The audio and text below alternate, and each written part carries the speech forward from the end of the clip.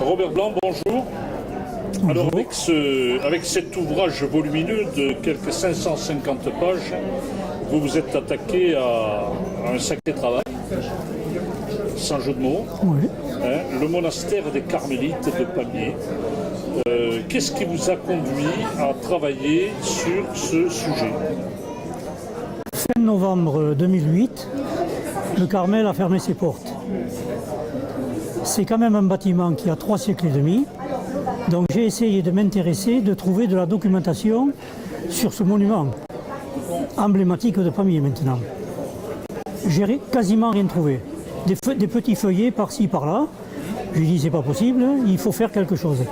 Et donc je me suis attelé à cet ouvrage-là. Bien, mais je constate que c'est un travail remarquable, un vrai travail d'historien, parce qu'on constate déjà qu'il y a beaucoup de recherches. Combien de temps vous consacrez aux recherches et à l'écriture de cet ouvrage? Disons dans l'ensemble, entre l'idée de départ et la réalisation finale, 10 ans. 10 ans. Avez-vous le sentiment d'avoir fait le tour du sujet? Non, on ne fait jamais le tour du sujet. Surtout sur certains écrits très anciens du XVIIe siècle que je ne suis pas arrivé à décrypter. Donc il y a certainement encore matière à chercher. Matière à chercher, d'accord. Oui, effectivement, je vois que par ailleurs cet ouvrage est très bien illustré.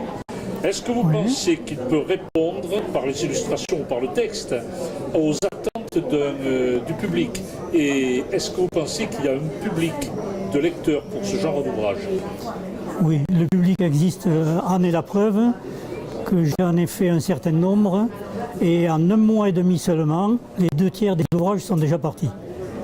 Donc je pense qu'il y aura encore de la demande.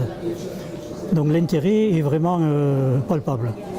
D'accord. Est-ce que vous avez des regrets une fois que le livre est sorti? Est-ce que vous avez des choses que vous avez omises, que vous avez écartées pour une raison ou pour une autre? Oui. En d'autres termes, est-ce que l'ouvrage aurait pu être plus volumineux? Certainement. Parce que comme dans certains ouvrages dans lesquels on a travaillé, tous les deux, il y a des gens qui se réveillent au dernier moment et qui nous apportent de la documentation alors que le livre est quasiment fini. Donc je n'ai pas pu intégrer certaines petites histoires ou certaines informations qui auraient pu rentrer dans ce livre, mais qui ne sont pas quand même indispensables. D'accord, d'accord. Est-ce que vous avez pris contact avec les dernières carmélites qui ont occupé le monastère, que vous avez connu, puisqu'elles sont parties il y a une douzaine d'années à peu près? 10 ans tout rond cette année. 10 ans tout rond cette année. Est-ce que vous les avez contactés pour leur envoyer l'ouvrage et leur demander ce qu'elles en pensaient? Voilà, donc j'irai le leur porter au mois de fin septembre de cette année. C'est prévu, j'ai déjà pris rendez-vous et tout. Donc elles l'attendent, je sais, avec impatience. Ah, voilà une chose qui est fort intéressante. Bien, ok. Il en reste, ce que je peux dire quand même, sur ces carmélites de Pamiers, elles sont parties à 5, il en reste 3, dont une qui a fêté ses 100 ans le 17 janvier 2018. Eh bien, Robert Blanc, il nous reste à vous féliciter et à vous remercier pour écrire un tel ouvrage sur notre bonne ville de Pamiers. Merci. C'est moi qui vous remercie.